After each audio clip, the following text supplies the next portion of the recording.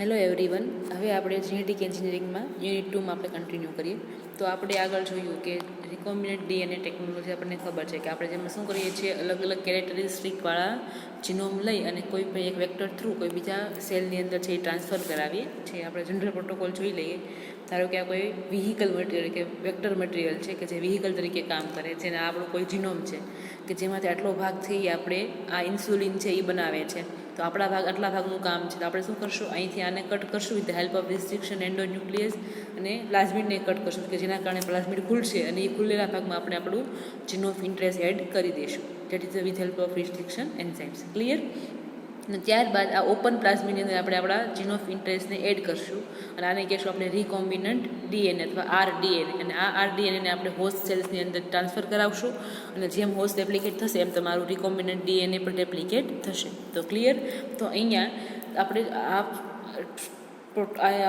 આ લેક્ચરની અંદર જોવાનું છે કે ભાઈ પ્લાઝમિડ ડીએનએ છે અને તમારું જીન ઓફ ઇન્ટરેસ્ટ છે, એને બેને મિક્સ કરવા માટે અલગ અલગ ટેકનિક છે, પ્રોટોકોલ છે, અલગ અલગ 4 થી 5 ટેકનિક થ્રુ તમે બંનેને જોઈન કરાવી શકો છો.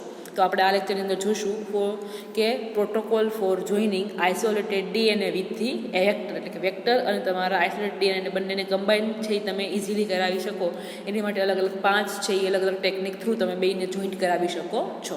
તો આપણે આજે પ્રોટોકોલ જોવાના છીએ four joining of isolated DNA with vector. Clear? તો હવે પહેલાં વાત કરીએ, અલગ અલગ 5 ટેકનિકથી આપણે છે એને બંનેને મિક્સ કરાવી શકીએ છીએ. પહેલી ટેકનિક છે that is the first technique, that is the cohesive end ligation. Second technique, that is the joining with homopolymer tail. Third one, that is the joining with alkaline phosphatase. Fourth one, that is the blunt end ligation. અને fifth one, that is the blunt end with linker sequence.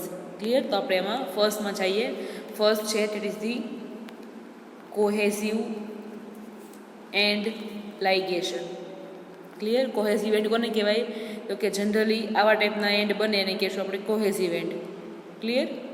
અણીદાર ચેરા, બંને blunt and ના હોય પણ કેવા હોય, એક સાઈડથી લાંબો અને એક પતલો ટાઈપનો હોય એને કહેશું આપણે કોહેઝિવ એન્ડ. તો આપણે જોઈએ કોહેઝિવ એન્ડ લાઇગેશન ટેકનિક. ક્લિયર? તો કોહેઝિવ એન્ડ લાઇગેશન ટેકનિકમાં આપણે શું કરશું, પહેલાં તો કે આપણું પ્લાઝમિડ જે વેક્ટર છે એને આપણે કટ કરશું with help of restriction enzyme, અને વાઇસ વર્સા આપણે જીન ઓફ ઇન્ટરેસ્ટને પણ એના જીનોમમાંથી કટ કરીને લઈ આવ્યા છીએ. ક્લિયર? તો હવે તમારું જે જીન ઓફ ઇન્ટરેસ્ટ છે ને આપણે કટ કરશું તો આપણને એના કોહેઝિવ એન્ડ ફોર્મ થશે, એટલે આવો એન્ડ મળશે. ક્લિયર?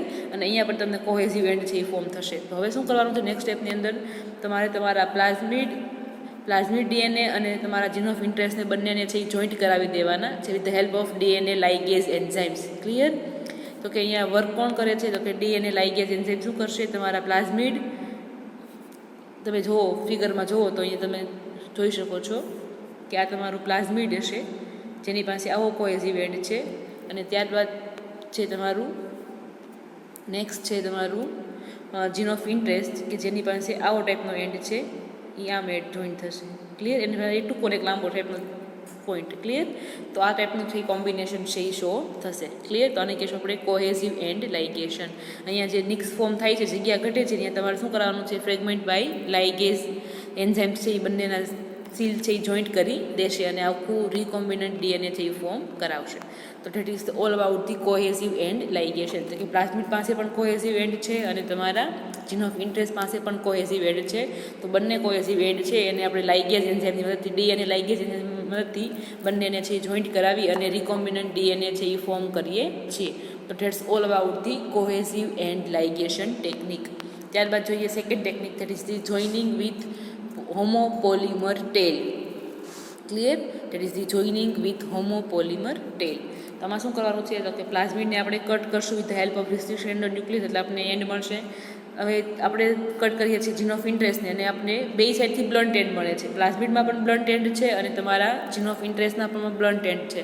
હવે બ્લન્ટ એન્ડ હશે તો એની પાસે ગેપ નહીં હોય ને જોઈન્ટ થવા માટે. ધારો કે અહીંયા એ છે અને અહીંયા બેઝ પેરિંગ છે, આ બેઝ પેરિંગ કન્ટિન્યુ છે, અહીંયા એક બેઝ છૂટો છે, અહીંયા બેઝ છૂટો નથી, અને અહીંયા છે લાઇકવાઇઝ ધેટ, અને અહીંયા બેઝ પેર છે એ ટી છૂટો છે અને સામે કોઈ બેઝ પેર નથી, અહીંયાથી કન્ટિન્યુ બેઝ પેરિંગ છે. તો અહીંયા જોઈન્ટ થવા માટે સામે બીજો બેઝ પેરિંગ હોવો જોઈએ ને, આમ હશે તો એ જોઈન્ટ થશે ને. ક્લિયર? તો આની સામે અહીંયા બીજો એન્ડ હોવો જોશે, એટલે કે સામેની જો ડીએનએ આવશે એની પાસે એક સાઈડથી થોડા ઘણા ખુલ્લા છે એ ન્યુક્લિયોટાઇડ, એક છે ડબલ અહીંયા ડીએનએ છે ડબલ સાઇડેડ હોવાના, એટલે એક સ્ટેન્ડમાં એક સાઈડથી ખુલ્લા ન્યુક્લિયોટાઇડ હોવા જોઈએ, તો જ સામેની સાઈડના ખુલ્લા ન્યુક્લિયોટાઇડ સાથે બાઇન્ડ થઈ શકશે, અધરવાઇઝથી બાઇન્ડ થઈ શકશે નહીં. તો બંને સાઈડમાં આવું બોન્ડિંગ હશે તો બંને વચ્ચે છે એ ડાયરેક્ટ સિંગલી આવા બંનેના એન્ડ હશે તો બંને એન્ડથી ડાયરેક્ટલી બાઇન્ડ થઈ શકશે નહીં. પણ એક સાઈડથી અહીંયા તમે જુઓ તો કે એક સાઈડથી અહીંયા આ એક એન્ડ છે, અહીંયા એ છૂટો છે, પણ બીજો જે એન્ડ છે એમાં અહીંયા અને આ સાઈડ અહીંયા ટી છૂટો છે, તો આ બે વચ્ચે બોન્ડિંગ બની શકશે એ ટી. ક્લિયર?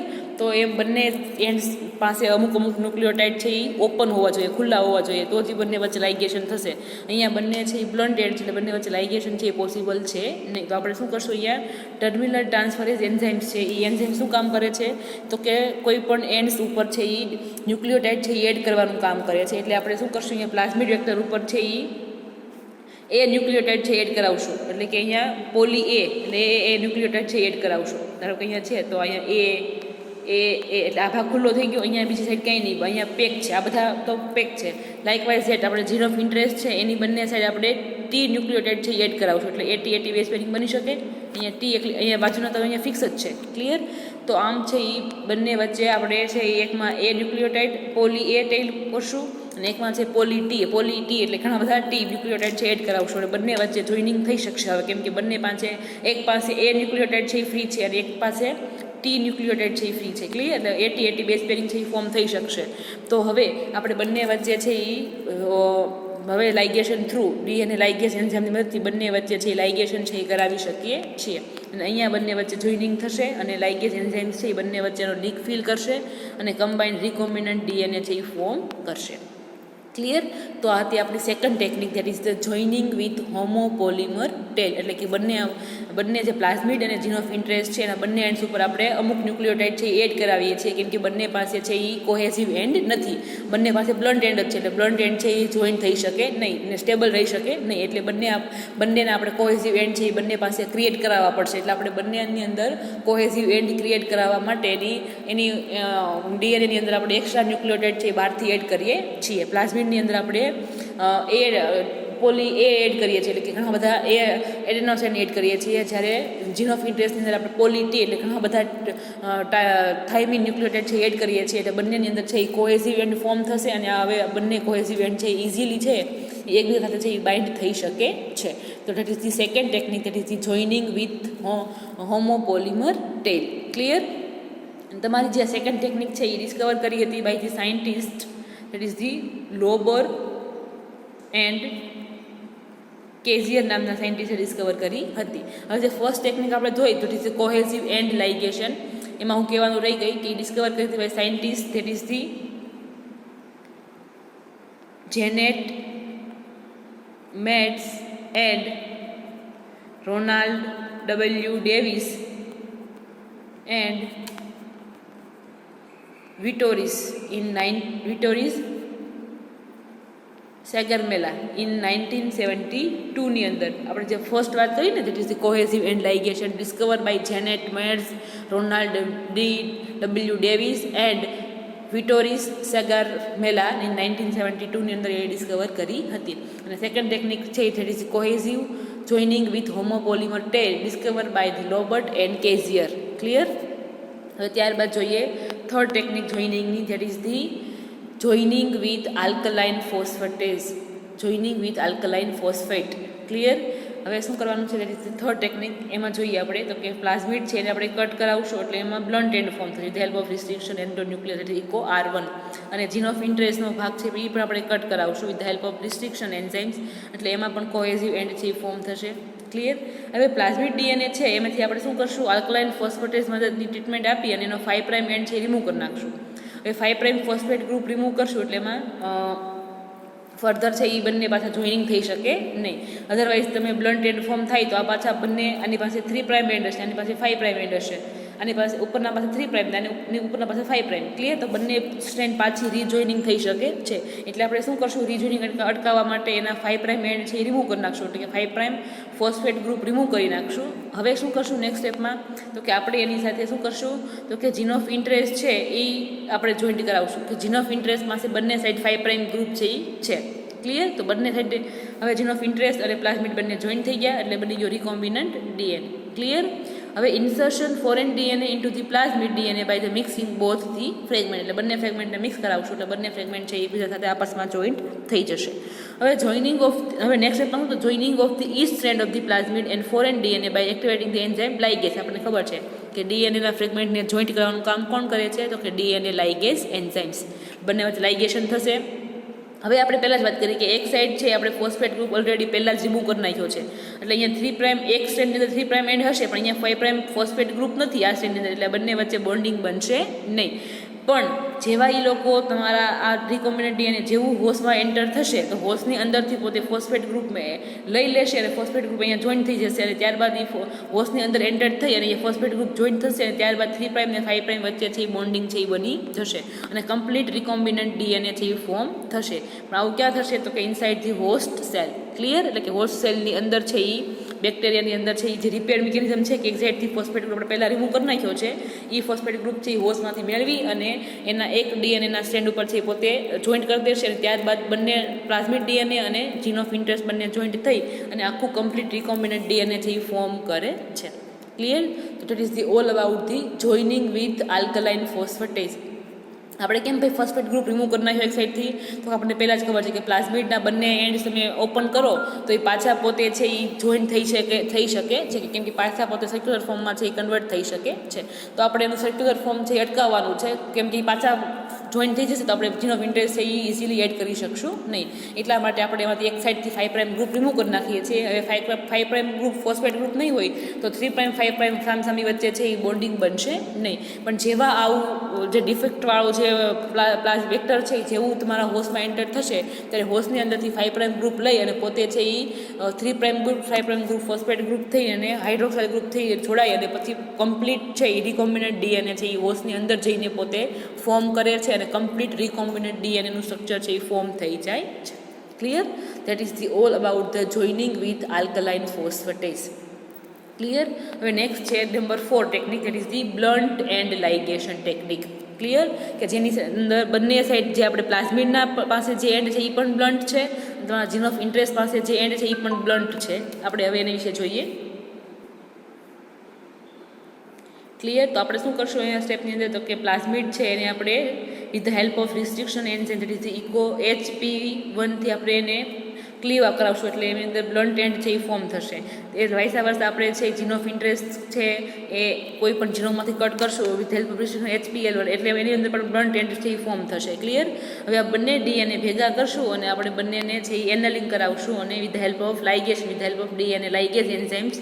લાઇગેઝ એન્ઝાઇમનો સોર્સ કોણ છે અહીંયા? તો કે T4 ડીએનએમાંથી છે એ લાઇગેઝ એન્ઝાઇમ્સ છે એ T4 ડીએનએ લાઇગેઝ એન્ઝાઇમ્સ છે એટલે કે એ બેક્ટેરિયોફાજનો ઓરિજિન છે એ શો કરે છે અને એમાંથી લાઇગેઝ એન્ઝાઇમ્સ છે એ મેળવવામાં આવે છે અને આ એન્ઝાઇમ્સની મદદથી આપણે અહીંયા બંને એન્ડ્સ છે એને જોઈન્ટ કરાવશું. પ્લાઝમિડ ડીએનએ અને આ તમારું જીન ઓફ ઇન્ટરેસ્ટ બંને પાસે બ્લન્ટ એન્ડ છે એટલે બંનેને છે એ જોઈન્ટ કરાવી અને રિકોમ્બિનન્ટ ડીએનએ છે એ ફોર્મ કરાવશું. ક્લિયર?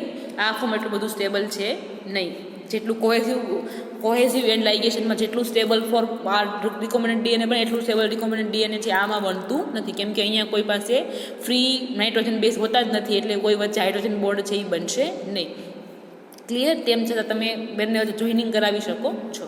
અહીંયા પણ છે રિકોમ્બિનન્ટ ડીએનએ છે એ ફોર્મ થાય છે કેમ કે પ્લાઝમિડ પાસે પણ બ્લન્ટ એન્ડ છે અને જીન ઓફ ઇન્ટરેસ્ટ પાસે પણ બ્લન્ટ એન્ડ છે અને બંનેના બ્લન્ટ એન્ડ જોડાશે with the help of DNA ligase enzymes અને રિકોમ્બિનન્ટ ડીએનએ છે એ ફોર્મ થાય છે. That is all about the blunt end ligation technique.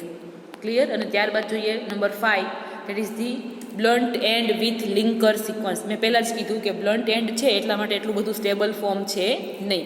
Clear? એટલા માટે આપણે શું કરશું નેક્સ્ટ સ્ટેપની આમાં? તો કે આપણે એની અંદર કોહેઝિવ એન્ડ છે એ એટલે કે ઘણીવાર એવું પણ બને કે આપણે કોહેઝિવ એન્ડ છે એ એક્સ્ટ્રા ફોર્મ કરવા પડે અથવા ઘણીવાર એવું પણ બને કે જીન ઓફ ઇન્ટરેસ્ટનો જે ભાગ છે એની અંદર રિસ્ટ્રિક્શન એન્ઝાઇમ્સ માટેની સાઇટ ન આવેલી હોય એટલા માટે એટલા માટે આપણે બહારથી એક્સ્ટ્રા છે એ લિંકર્સ છે એ એડ કરવા પડે છે. What is the linkers? Linkers કાંઈ નથી પણ ડીએનએનો નાનો ટુકડો છે કે જેની અંદર અલગ અલગ રિસ્ટિટ્યુશન એન્ઝાઇમ્સ માટેની રિકોગ્નિશન સિક્વન્સ આવેલી હોય છે. રિકોગ્નિશન સિક્વન્સ કોને કહેવાય? એવી સિક્વન્સ કે જ્યાં તમારું એન્ઝાઇમ છે એ કટ કરી શકે. ક્લિયર? તો લિંકરની અંદર એક કરતાં વધારે એન્ઝાઇમ્સ માટેની સિક્વન્સ આવેલી હોય છે કે જેના કારણે અલગ અલગ ટાઈપના એન્ઝાઇમ્સ છે એ ત્યાં કટ મૂકી શકે અને કોહેઝિવ એન્ડ છે એ ફોર્મ કરી શકે. ક્લિયર? તો અહીંયા આપણે પ્લાઝમિડ ડીએનએ છે એને કટ કરાવશું with help of restriction enzymes. Eco R1 એટલે આપણને મળશે કોહેઝિવ એન્ડ ફોર્મ થશે. ત્યારબાદ આપણે શું કરશું તો કે જીનોમમાંથી આપણે જીન ઓફ ઇન્ટરેસ્ટ જે જોઈએ છે એને કટ કરાવશું વિથ હેલ્પ ઓફ HPL1. આપણને ખબર છે કે HPL છે એ બ્લન્ટ એન્ડ છે એ ફોર્મ કરે છે, એ કોહેઝિવ એન્ડ છે એ ફોર્મ કરી શકતું નથી.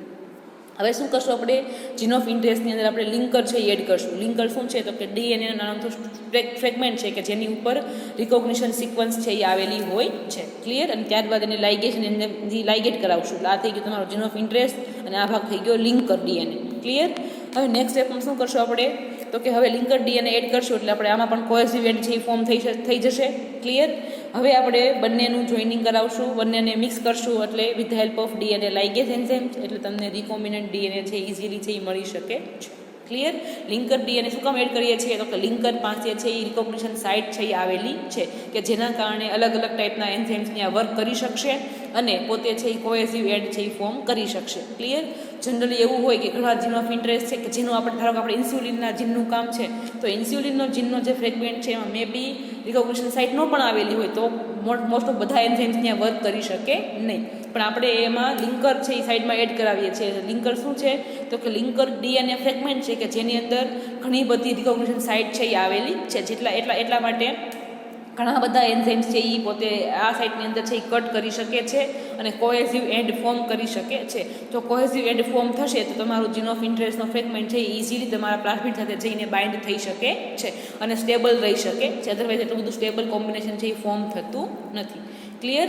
તો આ વાત થઈ ગઈ આપણે અલગ અલગ 5 ટેકનિકની protocol for joining of isolated DNA with the vector plasmid vector DNA. Clear?